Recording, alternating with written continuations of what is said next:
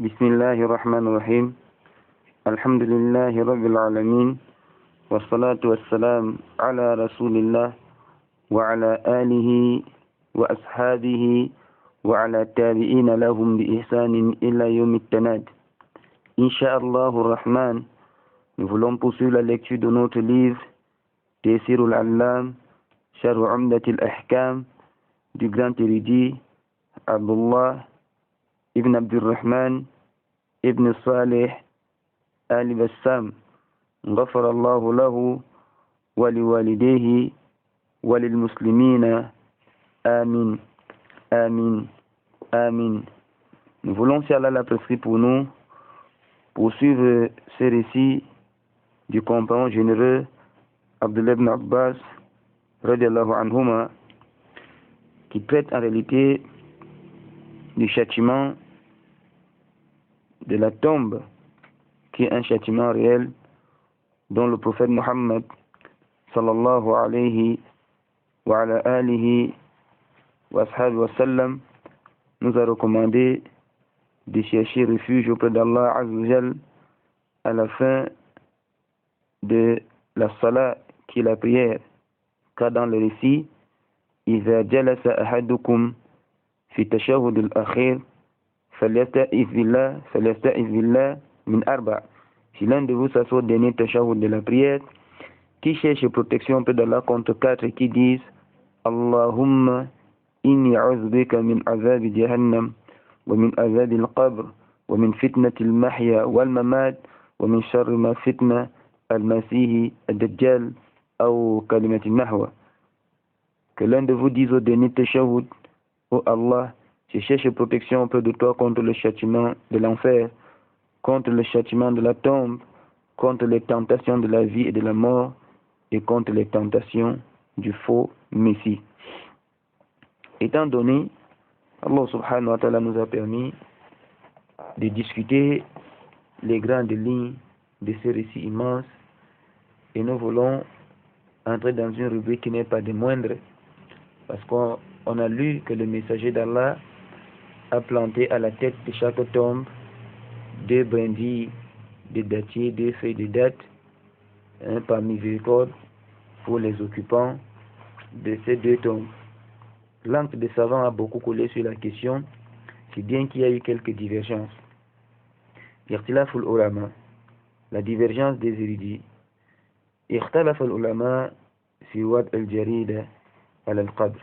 Les savants ont de ce point de vue divergé sur le fait de planter des brindilles de dattes sur les tombes. فذهب بعضهم إلى استحباب وضع الجريدة على القبر.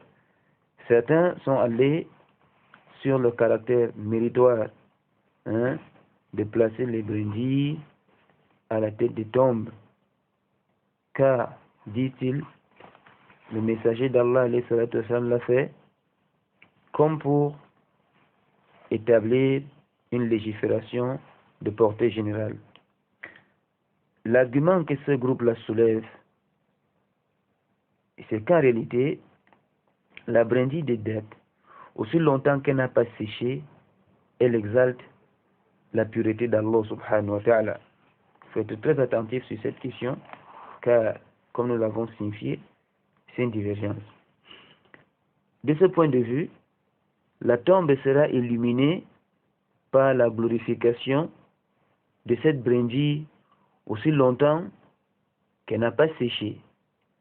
Bon nombre d'érudits sont allés à dire à leur tour que cela n'a aucun fondement, c'est-à-dire aller placer des brindilles sur les tombes. Car cela a pour portée d'adoration. De ce point de vue, ça a besoin d'une référence tranchée. Et il n'y a pas quelque chose de tranché qui puisse justifier cela. Quant à ceux qui estiment que cela n'a pas de fondement, c'est parce que le messager d'Allah ne l'a pas fait pour toutes les tombes. Le prophète sallallahu alayhi wa sallam n'avait pas cessé de visiter les cimetières. Quand on allait enterrer quelqu'un, c'était lui l'imam. Il creusait les tombes avec les sahaba. Le prophète sallallahu alayhi wa sallam n'était pas un roi assis où les gens font des choses, il ne fait rien jamais. le prophète sallallahu alayhi wa sallam avait une humilité rare, jusqu'à ce qu'un bedouin pouvait traverser tout le désert et venait se tenir devant la porte de la mosquée de Médine, sa mosquée, et demandait lequel d'entre vous est Mohammed. On lui désignait celui qui balayait au coin des murs de l'autre côté, sallallahu alayhi wa sallam. C'est le tafsir vivant de la parole d'Allah. Wa innaka la'ala khuluqin azim. Tu es certes d'une moralité imminente. Donc, le prophète sallallahu alayhi wa sallam ne l'a pas fait pour d'autres tombes. Et aussi, n'est-ce pas, aucun compagnon ne l'a fait. C'est-à-dire aller dans les cimetières, c'est là qui était à l'école du messager d'Allah pour brandir, n'est-ce pas, c'est-à-dire pour enterrer, n'est-ce pas, des tiges de dattiers sur, n'est-ce pas, c'est-à-dire des tombes. Sauf ce qui était rapporté, du compagnon Boureda ibn al-Husayb. Ce sahabi Jalil a dit au jour de ma mort, venez planter, n'est-ce pas, c'est-à-dire sur mon tombeau, 2 tiges de date. Mais subhanallah, Allah fait que la mort le trouve lors des foutoirs de l'islam en Afghanistan, où il n'y avait pas à l'époque de dattiers. Allah fait ce qu'il veut. Quant à ceux qui pensent que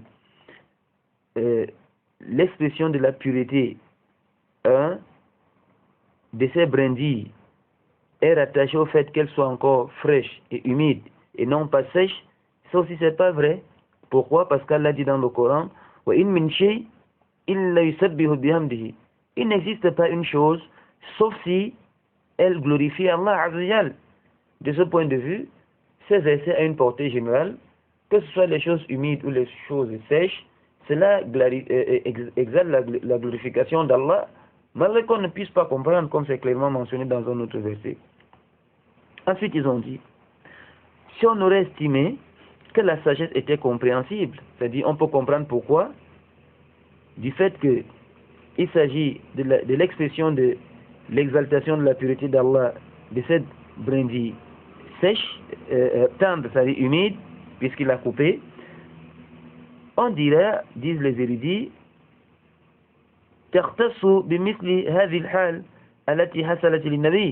cela est spécifique pour cet état qui est parvenu au messager d'Allah par rapport aux occupants précises des tombes. Allah Azza a dévoilé au messager d'Allah qu'ils étaient châtiés. Donc, le grand imam Al-Qadi Iyad, il dit, c'est-à-dire le messager d'Allah a été a eu une connaissance de ce qui relève de l'invisible, c'est-à-dire Allah le lui a révélé qu'ils étaient châtiés. Donc ce sera dangereux d'en faire une affaire générale, une affaire collective, alors qu'on n'a pas la situation exacte des occupants de la tombe, car la tombe est la première descente de l'au-delà. Ce qui se passe à l'intérieur de la tombe n'est pas sûr pour ceux qui sont à l'extérieur. Donc il ne faut pas faire d'amalgame. Mais en réalité, qu'est-ce qu'il faut prendre comme leçon dans ce hadith?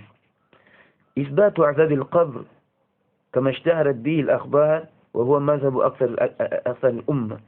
Donc la confirmation qu'il existe un châtiment dans la tombe, et cela est répandu par le texte, et c'est l'avis de la majeure partie de la communauté. L'autre leçon, Adam al-istibra' min al-najasat sababun fi azab falwajib al-istibra' minha. Donc le fait de ne pas prendre soin de ses urines et autres est une cause d'être châtié dans la tombe.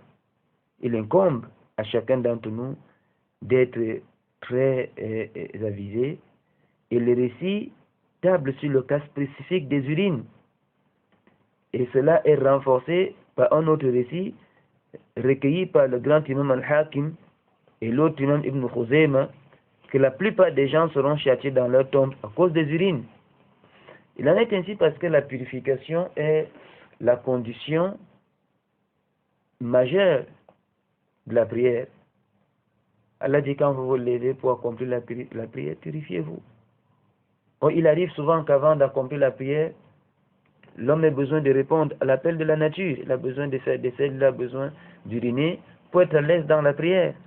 Car comme on le lit dans les livres de fiqh, le fait pour quelqu'un d'aller prier avec le besoin d'uriner ou de faire ceci, est détestable.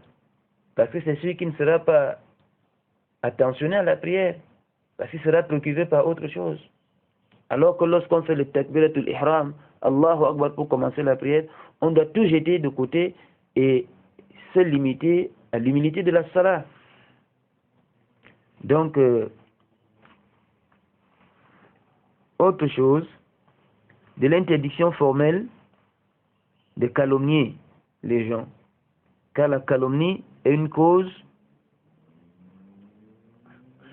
d'être exposé au châtiment de la tombe. Il y a deux expressions qui reviennent toujours, la médisance et la calomnie. La médisance, quant à elle, effectivement, la chose peut être réelle. Mais si ton frère apprend que tu dis de lui, il ne sera pas content. Regarde, regarde cette femme de petite taille là. Regarde ce monsieur noir là. C'est vrai qu'elle peut être de petite taille, c'est vrai qu'il peut être noir, mais c'est la médisance. Quand tu vas le dire dehors, à plus forte raison la calomnie qui consiste à colporter des mensonges pour diviser entre les gens. Au moment où l'islam autorise, l'islam rend obligatoire de réconcilier entre les gens divisés. Lorsqu'un groupe de croyants sont divisés, il y a des polémiques, il y a des querelles, réconcilier entre eux.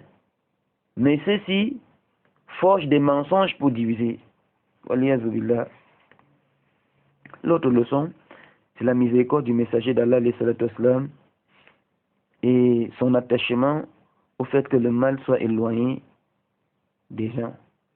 Le prophète avait de la peine à voir les gens souffrir, sallallahu alayhi wa sallam. Et le fait aussi de taire les défauts et les péchés des gens. Le prophète n'a pas dit voilà un tel châtié en prononçant leur nom. Il a seulement dit qu'ils sont châtiés. Tu n'as pas besoin de publier les péchés des gens. Ça ne se fait même pas aslan. C'est strictement interdit. Sauf si la personne dévoile ses péchés, il devient un dangereux pour la communauté, un criminel en fuite. Là, on va publier sa photo. Peut-être quelqu'un qui a des armes dangereuses et qui fait des dégâts, ça c'est différent. Mais quelqu'un qui a ses petits péchés, ne disons pas petits, parce qu'on ne regarde pas la petitesse du péché, mais la grandeur d'Allah qu'on désobéit en commettant les péchés. Mais le fait pour quelqu'un de faire ses péchés en secret, toi tu vas les publier. C'est interdit. C'est interdit. Ce que tu es obligé de faire, c'est de reformer ce dernier. Dis vraiment mon frère craint Allah, ma soeur craint Allah, ce que tu fais n'est pas bien. Mais pas d'aller publier ses péchés. Si quelqu'un veut publier les péchés, qu'il publie les siens. Mais personne ne parle jamais de ces péchés, sauf les péchés des autres. Ça aussi c'est une autre erreur. Allah musta'an ilayhi tuqlan. Fa fil haqiqa, le prophète sallallahu alayhi wa sallam, ici on voit clairement qu'il n'a pas publié les péchés de ceux-ci. Dans la version, ils ne sont pas châtiés par quelque chose de grand. Car le fait de retenir sa langue pour calomnier les gens et de se mettre à l'aise dans les toilettes et de ne pas enfiler son sous-vêtement, sauf si on a vraiment fini d'uriner, c'est facile. Mais vous voyez les conséquences graves auxquelles s'expose la personne qui néglige ces choses. Un calomniateur est quelqu'un qui se précipite toujours dans les déviances. Permettez-nous de finir sur cette autre divergence entre les érudits. Est-ce que le mort profite toujours aux actes de ceux qui sont vivants? Est-ce qu'il veut vraiment tirer profit des actes que cela pose par leur corps ou leur bien? La parole la plus proche de la vérité, on ne peut pas dire totalement non, il ne profite pas, tout comme on ne peut pas dire totalement oui, il profite. Mais il faut relativiser et savoir qu'il y a des actes des vivants qui peuvent profiter aux morts. Par exemple, une aumône continue. Ça, c'est peut-être ce que lui-même il a eu à faire. Il a creusé un puits. Les gens ne cessent de s'abreuver d'eau après sa mort. Il y profite.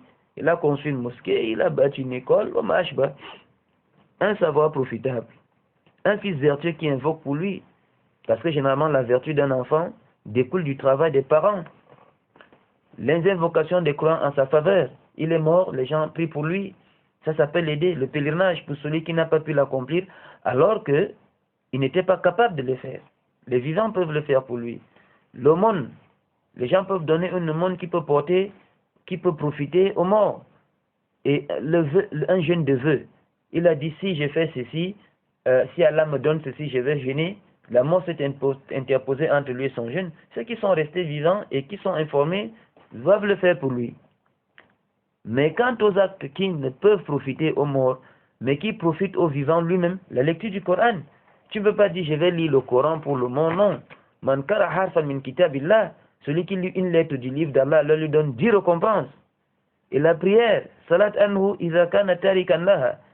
Masalan, tu ne peux pas profiter au mort, c'est-à-dire un mort a délaissé de faire les prières obligatoires, toi tu dis je vais rembourser ses prières. Ça ne peut pas l'aider. Ce qui est plus proche du bien. Et les savants ont aussi divergé, nous l'avons déjà dit, si le fait, n'est-ce pas, c'est-à-dire de mettre des brindilles, des dates sur des tombes, la parole la plus proche de la vérité, ça c'était spécifique. Pour ces deux cas, on ne peut pas en faire une généralité. Et c'est de ce point de vue qu'on arrive au terme de ce récit immense. Si Allah subhanahu wa ta'ala l'a prescrit pour nous, le cheikh est sorti de cette rubrique de la purification pour entrer dans la rubrique du siwak, qui est ce bâton de arak avec lequel on se nettoie les dents. Si Allah l'a prescrit pour nous, nous allons faire prochainement le hadith sur le siwak. Wallahu ta'ala a'la wa alam.